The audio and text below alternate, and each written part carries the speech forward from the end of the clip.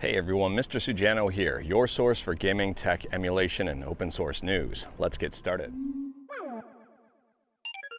Alright, to kick things off, if you haven't guessed already, I'm in the beautiful Nassau. You may recognize some of this scenery from a very popular video game, Assassin's Creed Black Flag. First up, we're talking about Call of Duty Black Ops Cold War, and apparently here it has been cracked, including campaign mode. But I'm not encouraging piracy, but I am encouraging rum. Cheers. Next up here, we're quickly talking about Nintendo, and this tweet here took off a little bit, and it's one that I can support. Super Mario Bros. Wonder, no day one patch, no massive downloads on it, no gold, silver, deluxe versions of it, no season passes. What you buy is what you get. There is no additional tied selling to it. It's very nice. And then there's the business side of Nintendo, the one that I really don't see eye to eye with all of the time. I mean, we talked about it the other day with their ridiculous tournament rules, and people have been digging into these rules and noticing even more things. For example, no third-party accessories, which in my opinion is absolutely crazy. There are some gamers out there who depend on these accessories for accessibility reasons. For example, a controller you control with your feet, or some 3D printed stuff to make controlling the game easier if you don't have full mobility. According to Nintendo here in these rules, those accessories are no longer allowed in tournaments, which is going to block a lot of people from competing. Hopefully there are exceptions to these rules, but Nintendo does have a reputation for being difficult to work with, at least with the tournament organizers. And speaking about Nintendo, earlier on this year we talked about Ludwig, who decided to host a Smash tournament for $1 million.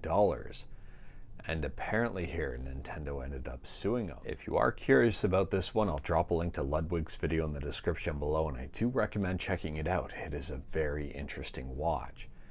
And it goes to show that the love-hate relationship with Nintendo continues. Moving on, and we're still talking about Nintendo, and this time about Nintendo Switch emulation on PC with Yuzu. And Yuzu Early Access just got a very interesting update. So as of Yuzu Early Access 3949, you can create individual game shortcuts, only on Windows though. And to do this, you right-click on the game and you should see the option there. In my opinion, this is a very useful feature, especially if you play certain games a whole heck of a lot. I'm looking at you, Ultra Street Fighter 2. Next up, we're talking about one of my favorite Linux distributions, Linux Mint. And Linux Mint just released their monthly newsletter. I'll drop a link to it in the description below. In that newsletter is some very interesting information surrounding Wayland. It appears that Wayland experimental support is coming up pretty soon. However, full Wayland implementation is a ways away.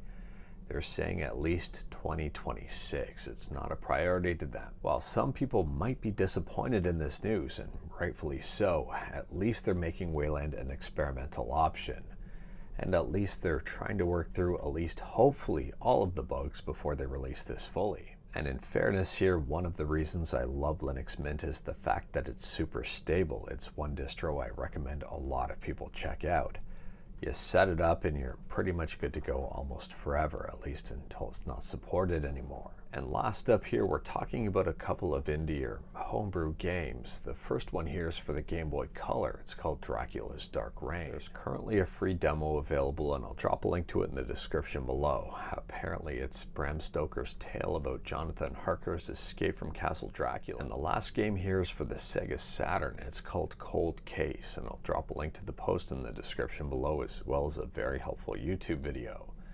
Apparently it works-ish, and it's a Resident Evil Silent Hill inspired type of game. But anyways, that is all I've got for you in this one. Straight to the point, all stuff and no fluff. We talked about a bunch today. Let me know your thoughts about absolutely any of it in the comments below. If you like this video, leave a like. If you didn't like this video, leave a like. Hit that subscribe button, check out my other videos. Don't tempt fate, save your state.